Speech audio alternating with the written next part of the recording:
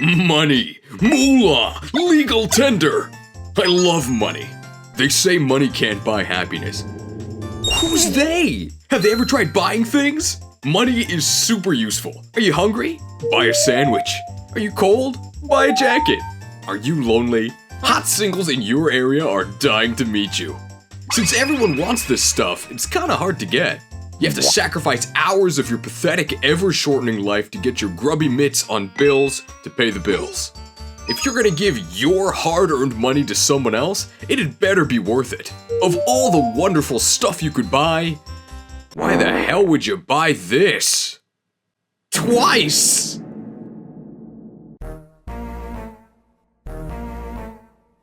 Pokémon is a franchise that knows a lot about making money. They're one of the most profitable media franchises of all time. Slugma grind set paying off. Most of that Scrooge McDucklet hoard is thanks to merchandise sales. You could slap Pikachu on pretty much anything and make a quick buck. And if Pikachu doesn't work, well, you've got over 1,000 other critters that might do the trick. Safe to say that this cheeky little rat won't be going hungry anytime soon. But you can't make plushies or lunchboxes or sleeping bags without the games. The games are the genesis of this entire Team Rocket racket, and although they're not the biggest slice of the pie, Game Freak's special recipe ensures that that slice is still plenty profitable. What other franchise can sell you the same product twice, or thrice, or 4 times? Not that other IPs haven't tried to pull the same crap, but they're rightfully raked over the coals for it. At least when Totodile Howard sells you the same bug-riddled mess for the 11th time, he doesn't pretend it's a different game, and hey, it's actually on different hardware. For whatever reason, Pokémon is the only one who gets a perpetual pass on predatory pricing. Why? Because they've always done it? Because they've normalized bad ability, by the way, the Grift? Well, they can't keep getting away with it. It's time to stop. The newest additions to the Pokémon lineage, Scarlet and Violet, are the hot topic of discussion in current year, so that's where we'll begin our analysis.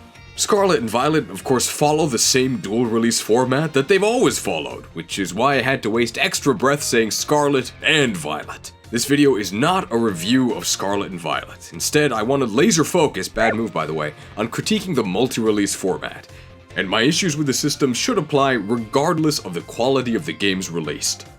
But while we're here, we may as well talk a bit about the most recent games, since you might be considering buying at least one of them.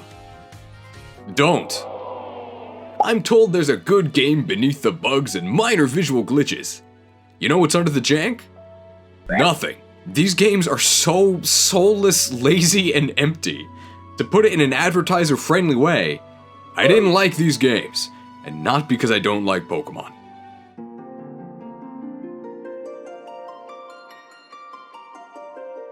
My entire channel is about Pokémon. I have hundreds of videos about Pokémon, and importantly, none of those videos are about attacking the franchise or about how bad Pokémon is, except this one. Scovillains aren't hatched. They're evolved. And this game was the straw that broke the camera-up's back for me. I played through the entirety of Scarlet, including full completion of the Pokédex. I don't want a certificate, I want a refund. And that's all I'll say for now. Let's say you bought Violet. You paid full price and received a full game's worth of content. You actually don't, but just pretend, okay? You could buy the other version, also for full price. How much new content will you receive? Keep in mind that these games sell for the AAA asking price of $60 US. That's a lot of money, and depending on the game pricing in your region, that price could equal an investment of hours or even days of your life. For the game to be worth $60, it has to be at least worth what $60 could have been spent on instead. I'm not gonna say food or other essentials, because that could apply to any video game. I won't compare it to indie games or older, discounted games that would give you better value. I won't even compare it to $60 releases on other consoles that you might not own. For the opposite version of the game to be worth full price, it has to be better than another $60 AAA title for the Switch. So tell me, what do you get for purchasing Scarlet? You get the version-exclusive Pokémon. Hold it! Listen to me. Version exclusives are not more content, they are cut content. Do you really think Skuntank and Swallet were too stinky to fit on one cartridge? Something's rotten in the region of Paldean. I'm not talking about spoiled sandwiches. The only reason version exclusives exist is to try to trick your manky brain into thinking you're getting something new when you buy a second version, instead of the reality that you paid full price for a mutilated base game that had content ripped out of it to be sold separately. No, version exclusives are not a perk of the dual version system. So let me ask again, what are the actual differences in Scarlet? I'll give you a few seconds to mull it over. I can think of two differences. And I'm a scripted voiceover, so I have a lot of time to think of more, but I don't think there are any. And while we're thinking, spoiler warning for the end of Scarlet and Violet, I guess. Okay, you ready? Number 1, the final boss is different. I say different as if they're mechanically different in any interesting way. They're copy-pasted, but they have a different model and use different Pokémon. So I guess for a Pokémon game, that counts as different. Difference number 2. There's more orange. Your ride legendary is more orange. This guy's jacket is more orange. The uniform you and your classmates are stuck wearing the whole game is more orange. And even the loading screen is more orange. This game's called Scarlet, by the way. That's it. $60 for some palette swaps. You could have bought this instead! You deserve more for your money. Now don't take that word deserve too personally. You might be a horrible person. Maybe you're the world champ at puppy pummeling. Maybe you add celery to chicken salad, equally despicable. I have no idea what kind of villainy you get up to, but I at least know that if you spend 60 buckaroos on a second version, you deserve better. Compare Pokémon to Fire Emblem Fates, perhaps the most hated Fire Emblem game, which is really saying something. It's split into 3 paths, 2 base paths and a 3rd true path. In defense of Fates, I can't believe I said that, the version split is kind of okay for a few reasons. 1, the paths are actually different, maybe 70% unique. 2, buying a path makes the others half price, so although you end up paying more, you don't pay triple. And 3, only one path is worth playing anyway. People hated the blatant money grubbing, so in 3 houses, you can corner the real estate market with a single purchase. And people still hated it because it's a Fire Emblem game, and nobody hates Fire Emblem more than Fire Emblem fans. I would know. That's not to say that dual versions are always a grift. There's the small indie franchise you might have heard of. Rumors of Zoro or something? I don't know, I only play Pokemon. And they actually did a double release, which is a small combo count for a Capcom game. Oracle of Ages and Oracle of Seasons, both for the Game Boy Color. How similar are these games? Let's make a list. Link's the main character. That's it. The stories are completely different, the dungeons are completely different, and the gimmicks are completely different. Ages is all about manipulating the past to influence the present, and Seasons is all about Sawsbuck. And these sussy bakas. Ages is way better. But the point is that they're different games! And if you beat both, you get a tiny bit of extra content where you can link the games and face the true final boss. The one who's been pulling the strings from the shadows the entire time. Spoilers incoming for a 22-year-old Game Boy Color game in 3, 2, 1. It's Ganon.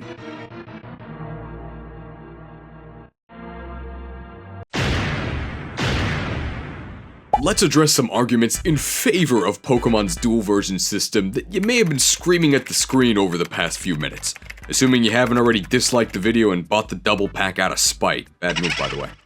I think the strongest argument is that you're not supposed to buy both versions yourself. That the version split exists to encourage trading and interaction between friends playing opposite versions in parallel. Maybe, but Game Freak sure wouldn't mind if you bought both versions. Have no nearby friends and are missing some exclusives? You could buy the other version. Some very powerful Pokemon only evolve through trading. You could coordinate with some other rando, or you could buy the other version, and use that second Switch you bought for another Animal Crossing island. There's only one save, despite multiple save files being possible on technology from the previous millennium. Don't want to lose your progress to do a second playthrough? You could buy the other version. Look, They offer to sell you both at once, and you even get to pay 1 extra cent for the convenience. What a deal! They clearly won't lose sleep over you buying both versions. But let's say you're a savvy gamer who knows it's only worth buying one of them. What's my next expert counterargument against dual versions? Your mom! Or your grandpa. You know, the one who calls everything a PlayStation? You might not know this, but Pokémon is actually a franchise aimed at little kids. If you're watching this video, you either are a kid or used to be a kid, which I guess describes everyone. So you should be keenly aware that kids don't have any money. What they do have is incredible influence over mom and dad and granny and gramps who do have money and make the perfect marks for the dual version business model. Consumers who buy the games, but don't actually play them. How are parents supposed to know that the games are almost identical? Well, why would they sell them separately if they weren't different? Do you really think a company would do that? Try to deceive customers into buying more products? Balderdash. I firmly believe that Game Freak intentionally makes the games worse to sell more copies. Create the problem and sell the solution. Straight out of EA's playbook, so you know the customer is tanking 100 base power hyper drill up the ash. You used to be able to use the global trade system to fill out your Pokédex. It worked great in Gen 6. Ever wonder why we never got a GTS as good? Do you think Game Freak forgot how to do functional online? Actually, it's Game Freak we're talking about, so maybe. But I think they realized it actually worked too well. So in Gen 7 they locked it behind the ridiculous Festival Plaza, but it was still too convenient. So come Gen 8, they completely gut the GTS and Frankenstein its corpse across 2 separate apps, one on your Switch and one on a smartphone app of all things, with an extra monthly subscription gaining full functionality because they've got you by the Pokeballs. They know you'll pay the ransom for Pokemon Home Arrest. A ransom you'll have to pay for several months for no benefit. On purpose, of course. Can't have people trading version exclusives. The smartphone app is especially insidious. You probably have a smartphone. In fact, statistically, you're watching this on a smartphone right now. You know who probably doesn't have a smartphone? Little kids. You know what's easier than asking for a new smartphone? Asking for a new game. Another argument in defense of dual versions is that it could be worse. And you're right, I concede that it could be a lot worse, yeah. Unlike with gacha and loot box models that have infested every corner of gaming, mainline Pokemon does not have any microtransactions or even allusions to gambling, RIP Game Corner. The most money you can lose to this model is $120, plus $60 for DLC, since you need both versions of that as well, plus the monthly ransom payments to Pokemon Home. But compared to the potentially infinite money sink that is the gacha system, sure, mainline Pokemon is not as predatory. If you want to give all your money to Pokemon, you'll have to play Pokemon Go. Or Shuffle. Or Cafe Mix. Or Master Sex. Or Unite. So just how many times has Game Freak sold us the same product multiple times? My man Looker got cut from these games just like over half the Pokemon themselves.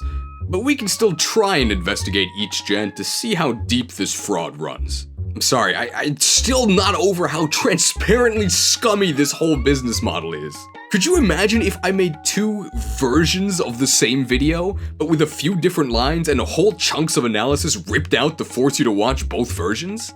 And what if I later made a 3rd video that had most, but not all, of the content of the original 2 videos, but then paywalled it so it was only available to these mighty Patreons you see on screen now? Wouldn't that be disgusting? Could you imagine such a thing? What can I say? I learned from the best in the business, baby! Links to the other videos, Patreon, and Discord in the description. And while we're sleazing out, don't forget to like and subscribe! Haha! Also, I challenge you to comment with any version differences you notice. These videos are unironically more distinct than some version releases, even though for the most part, I'm just toggling a background in my editing program. Generation 1! Generation 2!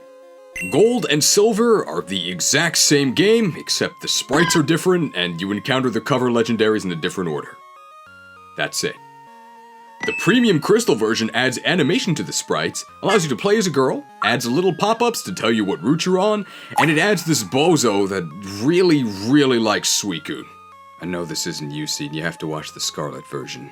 Crystal also adds the Battle Tower, a post-game challenge where the trainers actually try to beat you instead of just surrendering with extra steps. The Battle Tower is a beloved series staple and variants of it would appear in all entries going forward. Gen 2 ends with one game sold 3 times, about what you'd expect from an average generation. Generation 3! Generation 4! Diamond and Pearl, known in Japanese as Daipa, are the same game except you encounter a different cover legendary atop the Spear Pillar. The premium Platinum version is probably the biggest jump in quality from the base versions, but that's less because Platinum is particularly good, and more because Diamond and Pearl are turbo ass. If only the gameplay could also be set to turbo. Come on! It fixes the horrific Daipa Pokedex, fixes Gym Leader and Elite Four teams, adds the Giratina event and Distortion World, and also the Battle Frontier, hey!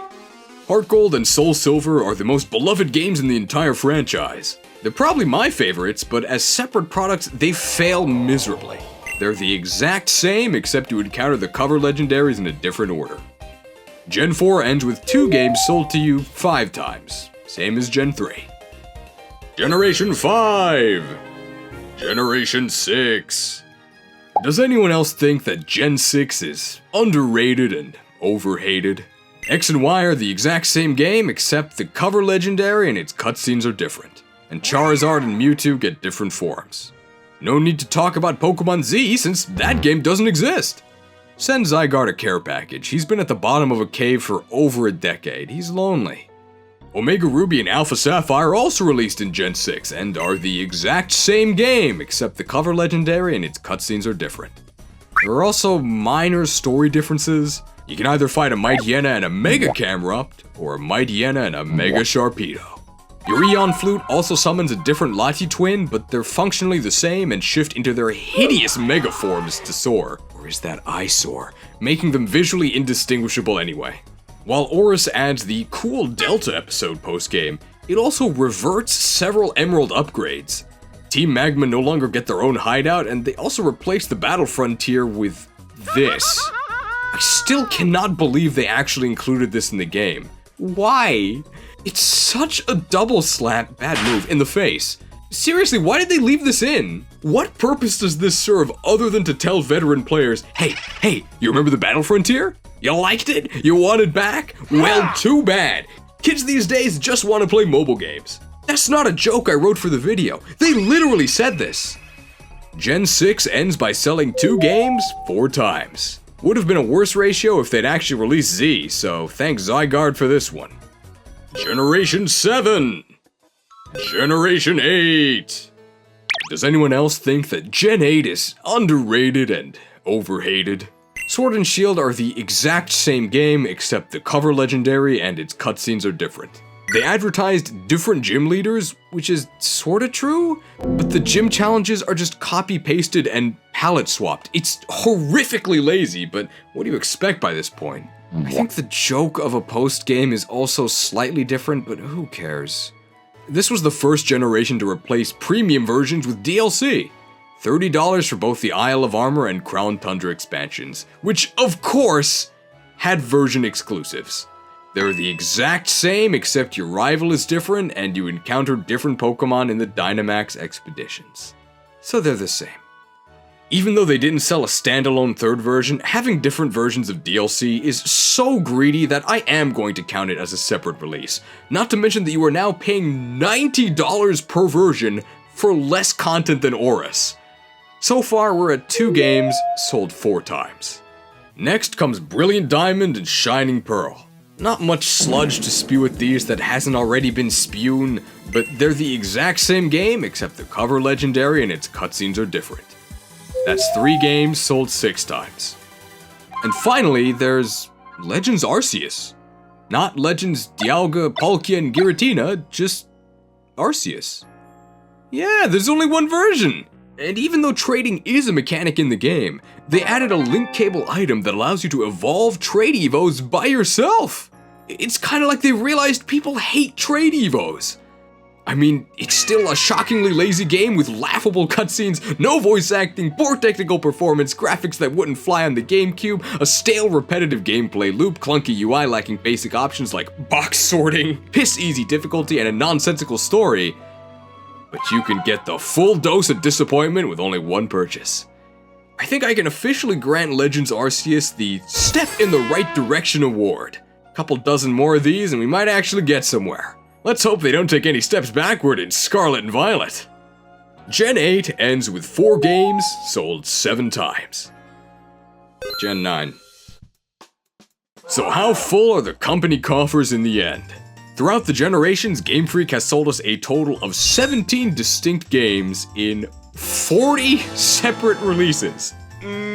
More than double the products on the shelves just by copy-pasting, pressing backspace on a few exclusives, and playing with some color shaders. It's a dark type tactic for sure, but the numbers don't lie, it works. And it'll keep working as long as people keep buying, which they will, because it's Pokémon. This is how it's always been. They told us to catch them all, and they keep getting away with it because no one is trying to catch them. I hope you'll forgive me for making the viewing experience worse by butchering my own video like this. It's nothing personnel. It's just good business. And hey, I didn't charge you $60. Thanks for watching. And be sure to watch the opposite version for the full experience.